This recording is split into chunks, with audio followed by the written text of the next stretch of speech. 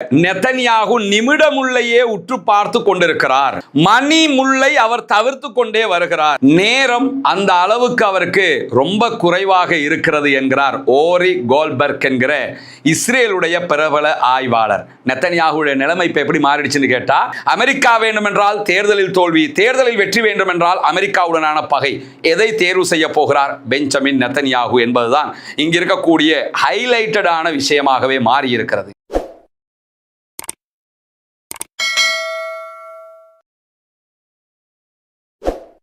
கடந்த ஒரு 3-4 ஆண்டுகளாக சர்வதேச அளவில் ரொம்ப பிரபலமாக இருக்கக்கூடிய ஒருவர் தான் இஸ்ரேலுடைய பிரதமர் பெஞ்சமின் நெதன்யாகு. அந்த பிரபலத்திற்கான காரணம் ஒன்றும் ஒரு நல்ல காரியத்தை பண்ணியோ அல்லது உலகம் முழுவதும் நல்ல பெயர் எடுத்தோ அந்த மாதிரியான பிரபலம் எல்லாம் கிடையாதுங்கிறது நமக்கு தெரியும். காசா என்கிற ஒரு பெருநிலப்பரப்பில் லட்சக்கணக்கான அப்பாவி மக்களையும் குழந்தைகளையும் பெண்களையும் கொன்று குவித்தது, லெபனானுக்குள்ள ஆயிரக்கணக்கில் பெண்களையும் பிள்ளைகளையும் கொன்று குவித்தது, ஈரானோடு நடந்த சண்டையில் ஈரானுக்குள்ள இப்படியான காரியங்களில் ஈடுபட்டது என்று உலகம் முழுவதும் பெஞ்சமின் நெதன்யாகு ஃபேமஸ் ஆனது இந்த மாதிரியான தான் ஒரு வார் கிரிமினல், ஒரு யுத்தத்தினூடாக கிரிமினலான செயல்பாடுகளில் ஈடுபடக்கூடியவர் என்கிற விதமாகத்தான் அவருடைய புகழை அவர் அடைந்திருக்கிறார். 2 விதமான புகழை யாரும் அடைய முடியும். ஒன்று, நல்ல பேர் எடுப்பதினூடாக புகழ் பெற முடியும். 2வது, கேவலமான கெட்ட பேர் எடுப்பதினூடாக புகழ் அடைய முடியும். இவர் 2வது ரகத்தை உடையவர். ஆனால் இவருடைய இந்த மாதிரியான செயல்பாடுகள் இஸ்ரேலிய மக்களுக்கு மத்தியில் எப்படியான எண்ணத்தை உண்டாக்கி இருக்கிறது என்கிற ஒரு கேள்வியும் இருக்கிறது. ஏன்னா இஸ்ரேலிய மக்களை பொறுத்தவரையில் அவங்க பரிதாபப்படக்கூடியவர்களோ அடுத்தவர்கள் மீது பச்சாத்தாபப்படக்கூடியவர்களோ அல்ல என்பது உலகம் முழுவதும் தற்போது உணர்ந்து கொண்ட ஒரு பேருண்மையாக இருக்கிறது. ஏன்னா எங்களுக்கு இஸ்ரேல் என்கிற ஒரு நாடு தேவை. பாலஸ்தீனத்தை நாங்கள் கையகப்படுத்தி இருக்கிறோம்.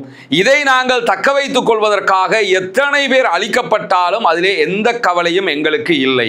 நாங்கள் நல்லா இருப்பதற்காக எத்தனை பேர் அழிந்து போனாலும் அதை பற்றிய ஒரு சிறு கவலை கூட எங்களுக்கு கிடையாது என்கிற இடத்துல இருக்கு. ஜியோனிஸ்டுகள் எல்லோருமே இந்த வட்டத்துக்குள்ள வரக்கூடியவங்க தான்.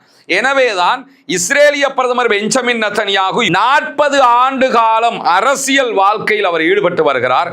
இஸ்ரேலில் மிக நீண்ட காலம் பிரதமராக இருந்தவராகவும் இஸ்ரேலிய பிரதமர் பெஞ்சமின் நெதன்யாகு தான் அறியப்படுகிறார். ஆனால் தற்போது நடக்கக்கூடிய தேர்தல் என்பது அவருக்கு நெருப்புல நடக்கிற மாதிரியான ஒரு தேர்தலாக மாறி இருக்கிறது. அதற்கான காரணம் என்னன்னா, காசா யுத்தத்தில் அவர் சந்தித்த தோல்வி, அதற்கு பிறகு லெபனானோடு தற்போது சந்தித்திருக்கக்கூடிய சுட கிடைத்திருக்கக்கூடிய தோல்வி, அதே போன்று ஈரானுடைய யுத்தத்தில் தோற்றது மட்டுமல்லாமல் அமெரிக்கா ஈரானோடு ஒரு ஒப்பந்தத்திற்கு போகிற அளவுக்கு நிலைமையை அவர் தவறவிட்டிருக்கிறார் என்கிற உள்நாட்டு விமர்சனம், இதையெல்லாம் தாண்டி அவர் மீது இருக்கக்கூடிய ஊழல் குற்றச்சாட்டுகள். பிப்ரவரி 28ஆம் தேதி இஸ்ரேல் அமெரிக்க அதிபர் டொனால்ட் ட்ரம்போடு இணைந்து ஒரு மாபெரும் யுத்தத்தை ஈரான் மீது நடத்தியது. அதற்கு பதிலடியாக ஈரான் இஸ்ரேலை மட்டும் தாக்கல, அல்லது அமெரிக்காவினுடைய கப்பல்களை மட்டும் தாக்கல. என்ன பண்ணாங்கன்னா, இஸ்ரேலையும் தாக்கி அரபு நாடுகளில் இருக்கக்கூடிய அமெரிக்காவினுடைய அனைத்து இராணுவ தளங்கள் மீதும் தாக்குதல்களை நடத்தினார்கள். Kuwait, Bahrain, UAE, Saudi Arabia, Jordan வரைக்கும் அவர்களுடைய தாக்குதல் நீண்டது மட்டுமல்லாமல் அமெரிக்காவினுடைய இராணுவ தளங்கள் எங்கெல்லாம் இருக்குமோ அங்கெல்லாம் கிட்டத்தட்ட 4000 கிலோமீட்டர்களை தாண்டி சென்றும் ஈரானுடைய ஏவுகணைகள் தாக்குதல்களை நடத்தியது என்பது உலகத்திற்கு தெரியும். ஐரோப்பாவினுடைய பல நாடுகளை ஈரானால் தாக்க முடியும் என்கிற அளவுக்கு ஈரானுடைய பலத்தை உலகத்திற்கு காட்டியதே இந்த யுத்தம் தான். எனவே ஈரான் தான் நிஜமான மத்திய கிழக்கின் வல்லரசாகவும் பலம் வாய்ந்த ஆயுதங்களை கொண்ட ஒரு நாடாகவும் இருக்கிறது என்பதை அமெரிக்காவையும் இஸ்ரேலையும் தோற்கடித்தே ஈரான் நிரூபித்திருக்கிறது. இது இஸ்ரேலிய பிரதமர் பெஞ்சமின் நெதன்யாகுனுடைய அடுத்த தேர்தல் களத்திற்கு மிகப்பெரிய பின்னடைவாக மாறி இருக்கிறது. யுத்தத்தில் தோற்றிருந்தால் 50% வீழ்ச்சி, ஆனால் ஆனால் அதை தாண்டி 70 ஆண்டுகளுக்கு பிறகு அமெரிக்காவையும் ஈரானையும் ஒரு ஒப்பந்தம் செய்கிற நிலைக்கு தள்ளியவர் பெஞ்சமின் நெதன்யாகு. அமெரிக்கா ஈரானோடு பேசுவதே இல்லை, ஈரான் மீதான அனைத்து பொருளாதார தடைகளையும் விதித்திருந்தது. ஆனால் 70 ஆண்டுகளுக்கு பிறகு ஈரானோடு ஒப்பந்தம் செய்தது மட்டுமல்லாமல் ஈரான் மீது விதிக்கப்பட்டிருக்கக்கூடிய எல்லா தடைகளும் கட்டங்கட்டமாக நீங்குகிற அளவில் ஒப்பந்தமும் செய்யப்பட்டிருக்கிறது. எனவே ஈரானை காப்பாற்றி விட்டிருக்கிறார் பெஞ்சமின் நெதன்யாகு என்கிற விதமாகத்தான் இஸ்ரேலியர்கள் பெஞ்சமின் நெதன்யாகுவை தற்போது பார்க்கிறார்கள். நாங்கள் வடக்கில் இருக்கக்கூடியவர்கள், இஸ்ரேல்ல வடக்கு பகுதிகளில் வாழக்கூடிய மக்கள் இருப்பாங்கல்ல, அவர்கள் தங்களுடைய ஜன்னலை திறந்து பார்த்தாங்கன்னா ஒரு அரேபியர் கூட கண்ணுக்கு தெரிய மாட்டார். அப்படியான ஒரு நிலையை நான் லெபனானுக்குள் உண்டாக்குவேன். இஸ்ரேலுடைய வடக்கு பகுதிங்கிறது லெபனானுடைய தெற்கு பகுதியோடு இணைந்ததாக இருக்கும். அந்த ஜன்னல்களை திறந்தாங்கன்னா அவர் சொல்ற மாதிரியே லெபனான் தெரியும். அந்த லெபனான் பகுதிகளில் ஒரு அரேபியர் கூட வாழ முடியாத அளவுக்கு அவர்களை அடித்து விரட்டி அந்த பகுதிகள் முழுவதையும் நான் கைப்பற்றுவேன் என்று இஸ்ரேலிய பிரதமர் ஒரு வாக்குறுதி கொடுத்திருந்தார். அதை இந்த நிமிடம் வரைக்கும் அவரால் செய்ய முடியாமல் போ வெளியேற வேண்டிய நிர்பந்தம் இஸ்ரேலிய பிரதமர் பெஞ்சமின் நெதன்யாகுக்கு உண்டாகி இருக்கிறது. அதை தாண்டி காசாவுக்குள் அவர் நடத்திய 2 ஆண்டுகால யுத்தத்தில் முழு காசாவும் அழிக்கப்பட்டது. லட்சக்கணக்கான மக்கள் கொல்லப்பட்டார்கள். லட்சக்கணக்கானவர்கள் தங்களுடைய உடல் உறுப்புகளை இழந்தார்கள். காசா முழுவதும் பாரிய இழப்பு ஏற்பட்டாலும் பாலஸ்தீன விடுதலை போராட்ட அமைப்புகளை இஸ்ரேலால் அழிக்க முடியவில்லை. லெபனானுக்குள் ஹிஸ்புல்லாக்களையும் இஸ்ரேலால் அழிக்க முடியவில்லை. காசாவுக்குள் நடத்திய யுத்தத்தினுடைய விளைவை தாண்டி இஸ்ரேலிய பிரதமர் பெஞ்சமின் நெதன்யாகுனுடைய அரசாங்கத்தினால பாலஸ்தீன விடுதலை அமைப்பினருடைய அக்டோபர் 7ஆம் தேதி தாக்குதலை தடுக்க முடியாமல் போய்விட்டது என்கிற ஒரு மிகப்பெரிய குற்றச்சாட்டு இஸ்ரேலுக்குள் பெஞ்சமின் நெதன்யாகுக்கு எதிராக இருப்பது மட்டுமல்லாமல் இந்த குற்றச்சாட்டு எதிர்வருகிற தேர்தலில் பாரிய அளவில் செல்வாக்கு செலுத்தும் என்கிற பார்வையும் தற்போது உண்டாகி இருக்கேன்னா எதிர்க்கட்சி எல்லோருமே அதை தூக்கி கையில் எடுத்துட்டாங்க. அதை தாண்டி தடுக்க முடியாமல் போனதற்கு எதிரான ஒரு சுயாதீன விசாரணை நடத்தப்பட வேண்டும்.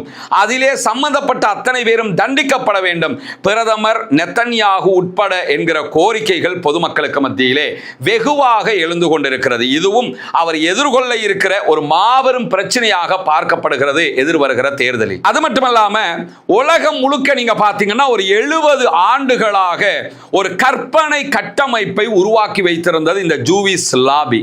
ஊடகங்களை பயன்படுத்தித்தான் அந்த கட்டமைப்பை உருவாக்கினாங்க. 2ஆம் உலக மகா யுத்தத்தில் ஹிட்லருடைய படைகள் தோல்வி அடைகின்றன. எவன் தோக்குறானோ அவனை பற்றி ஜெயித்தவன் என்ன வேணும்னாலும் வரலாறாக எழுத முடியும். அதுதான் நியதியாக உலக இயல்பாக இருக்கிறது. அந்த அடிப்படையில் ஹிட்லர் தோல்வி அடைகிறான். ஹிட்லரை வைத்து பல கதைகளை யூதர்கள் எழுதினார்கள். அதே நேரம் யூதர்களை ஹிட்லர் அழித்தான் என்பதிலும் எந்த மாற்று கருத்தும் கிடையாது. அவன் அழிச்சான், ஆனால் அதை விட அதிகமாக ஹிட்லரை பற்றிய கதைகளை யூதர்கள் உருவாக்கினார்கள். அதிலே ஹோலோகாஸ்ட், யூதர்களை ஹிட்லர் அழித்த நிகழ்வை சொல்லக்கூடியதுதான் உலகத்தில் நடந்த மிக பெரும் அழிவாக யூதர்களால் மீடியா மயப்படுத்தப்பட்டிருந்தது. ஊடகங்கள் முழுவதும், எல்லா பாடசாலை புத்தகங்களிலும், எல்லா நாடுகளிலும் யூதர்களை ஹிட்லர் அழித்தான், யூதர்களை ஹிட்லர் கொன்றான் என்கிற வரலாறுகள் காலாகாலமாக பேசப்பட்டு வந்த நிலையில் ஹோலோகாஸ்டை மக்கள் மறந்து காசாவினுடைய அழிவு தற்போது சர்வதேசம் முழுவதும் ஒவ்வொரு உள்ளத்திலும் போய் நின்றுவிட்டது. காசாவினுடைய அப்பாவிகளை அழித்ததிலிருந்து பெஞ்சமின் நெதன்யாகு யூதர்கள் மீது இருந்த உலகளாவிய அனுதாபத்தை இழந்து பாலஸ்தீன காசாவிலே வாழக்கூடிய அப்பாவி இஸ்லாமியர்கள் மீது சர்வதேசமே அனுதாபப்படுகிற ஒரு நிலையை உண்டாக்கி இருக்கிறார். அதுவும் இந்த காசாவினுடைய யுத்தத்தின் தோல்விகளில் ஒன்றாக பார்க்கப்படுவது மட்டுமல்லாமல் காசாவில் நடைபெற்ற இந்த சண்டையால் சர்வதேசத்தில் பல நாடுகள் இஸ்ரேலை புறக்கணித்திருக்கிறது. இஸ்ரேலோடு வியாபாரங்களை, பிசினஸை துண்டித்திருக்கிறார்கள். இஸ்ரேலில் இருந்த தன்னுடைய தூதர்களை மீட்டெடுத்து மீண்டும் திருப்பி எடுத்திருக்கிறார்கள். அதை தாண்டி ஐநாவில் அதிகமான நாடுகள் பாலஸ்தீனத்தை தனி நாடாக அங்கீகாரமும் கொடுத்திருக்கின்றன. இந்த தோல்விகள் எல்லாமே இஸ்ரேலிய பிரதமர் பெஞ்சமின் நெதன்யாகுவால் தான் இஸ்ரேலுக்குள் உண்டானது என்கிற மிக திடமான நம்பிக்கை இஸ்ரேல் மக்களுக்கு மத்தியிலே தற்போது உருவாகி இருக்கிறது. இது எல்லாவற்றுக்கும் மேலாக இஸ்ரேலிய பிரதமர் பெஞ்சமின் நெதன்யாகுவுக்கு இருக்கக்கூடிய மிகப்பெரிய பிரச்சனைன்னா ஊழல் குற்றச்சாட்டு 2019ஆம் ஆண்டு அவர் மீது சுமத்தப்பட்ட 3 குற்றச்சாட்டுகள். இந்த 3 ஊழல் குற்றச்சாட்டுகள்ல இருந்தும் தப்பிக்க முடியாமல் தடுமாறுகிறார் நெத்தன்யாகு. அதனாலதான் காசா மீதான யுத்தத்தை பயன்படுத்தி அந்த யுத்தங்களையே காலாகாலமாக 2 ஆண்டுகள் இழுத்தடிச்சார். ஏன்னா 2 ஆண்டு காலம் யுத்தம் பண்ணும்போது இந்த ஊழல் விசாரணைகளுக்கு பாதுகாப்பு காரணங்களை காட்டி காட்டி அவர் போகாமலே இருந்தாரு. அதே மாதிரி லெபனான் மீதான யுத்தத்தை அவர் இவ்வளவு உக்கிரமாக நடத்தியதற்கு காரணம் என்னன்னா, இந்த ஊழல் குற்றச்சாட்டுகள் விசாரணையிலிருந்து தப்பிச்சுக்கிறனே, அப்படியே தப்பித்து கொண்டு வந்தால் தேர்தலும் பின்னால போய்கிட்டே இருக்கும், நம்ம ஆட்சியிலையும் இருந்த மாதிரி இருக்கும், நம்முடனான விசாரணையும் தவறு கொண்ட மாதிரி இருக்கும். இதற்காகத்தான் அந்த வேலையெல்லாம் அவர் பார்த்து வந்தார். ஆனா நிலைமை தலைகீழாக மாறி இருக்கிறது. ஈரான் வார்ல ஜெயிச்சிட்டாங்க. லெபனானோடு தொடர்ந்து சண்டையிட முடியாத நிலை உண்டாகிவிட்டது. காசாவிலும் ஒரு சமாதான நிலை தோற்றுவிக்கப்பட்டிருக்கிறது. அதை மீறி அவங்க தாக்குதல் நடத்துறாங்க, அது வேறு. ஆனால் ஒரு சமாதான நிலை அறிவிக்கப்பட்டிருக்கிறது. இந்த தோல்விகளுக்கு மத்தியில மீண்டும் அவரால் தேர்தலை பிற்போட முடியாது. அதே நேரம் தன்னுடைய வழக்கு விசாரணையிலிருந்து அவரால் தவிர்த்து கொள்ளவும் முடியாது என்கிறதுனால வழக்கு விசாரணைக்கு தினம்தோறும் ஆஜராகி கொண்டிருக்கிறார். அமெரிக்க அதிபர் டொனால்ட் ட்ரம்பே நேரடியாக இஸ்ரேலுடைய ஜனாதிபதி ஐசக் ஹெர்சாக்கு கடிதம் எழுதி இருக்கிறாரு. பெஞ்சமின் நெத்தன்யாகு மீதான ஊழல் குற்றச்சாட்டுகளை நீங்கள் பொது மன்னிப்பு வழங்கி அவரை விடுவிக்க வேண்டும் என்பதுதான் அந்த கோரிக்கை. ஆனா இஸ்ரேலுடைய கான்ஸ்டிடியூஷனுடைய நிலை என்னன்னு கேட்டா, மன்னிச்சு விடுங்கன்னா மன்னிச்சு விட்டுற முடியாது. ஜனாதிபதிக்கு என்ன அங்க இருக்கக்கூடிய பிரச்சனை என்று கேட்டா, யார் குற்றம் சாட்டப்பட்டிருக்கிறாரோ அவரே ஆமா நான் ஊழல் செய்தேன் அப்படின்னு சொல்லி ஒப்புக்கொள்ளணும். ஒப்புக்கொண்டு வாக்குமூலம் கொடுத்தார் என்று சொன்னா அதற்கு பிறகுதான் ஜனாதிபதி அவரை மன்னிக்க முடியும். இப்ப இருக்கக்கூடிய நிலைமையில இஸ்ரேலிய பிரதமர் ஆமா நான் ஊழல் பண்ணினேன் ஒப்புக்கொண்டாலே தேர்தல் தோல்விக்கு அதுவே காரணமாகிவிடும். அதனால் அவருக்கு நான் ஊழல் செய்தேன் என்று ஒப்புக்கொள்ளவும் முடியாது. ஒப்புக்கொள்ளாத பட்சத்தில் ஜனாதிபதிக்கு அவரை பொது மன்னிப்புல மன்னிக்கவும் முடியாது. எனவே விசாரணைகள் போய்கொண்டிருக்கிறது. அதிலே அவருக்கு எதிராகத்தான் தீர்ப்பு வரப்போகிறது என்கிற செய்திகளுக்கு மத்தியில் அப்படி ஒரு தீர்ப்பு வந்தால் கண்டிப்பாக ஜெயில களி தின்ன வேண்டி வரும் என்கிற நிலையும் அவருக்கு இருக்கிறது. இப்படியான சூழல்ல தான் இஸ்ரேலுக்குள்ள தேர்தல் பிரச்சாரங்கள் சூடு பிடித்திருக்கிறது.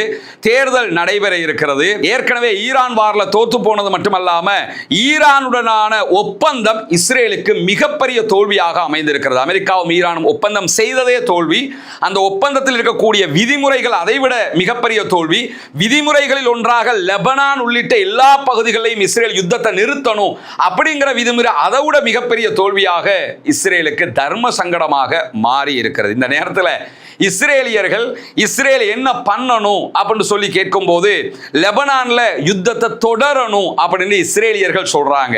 ஆனால் லெபனான் யுத்தத்தை தொடரணும்னு இஸ்ரேலியர்கள் சொன்னாலும் அமெரிக்காவை மீறி நெத்தன்யாகுவால் யுத்தத்தை தொடர முடியாது. இதுல இருந்து ஒன்னு தெளிவாக இருக்கு, என்னன்னா அமெரிக்காவினுடைய சொல் பேச்சு கேட்காம இஸ்ரேலால் நினைத்தது போல் ஆட முடியவில்லை.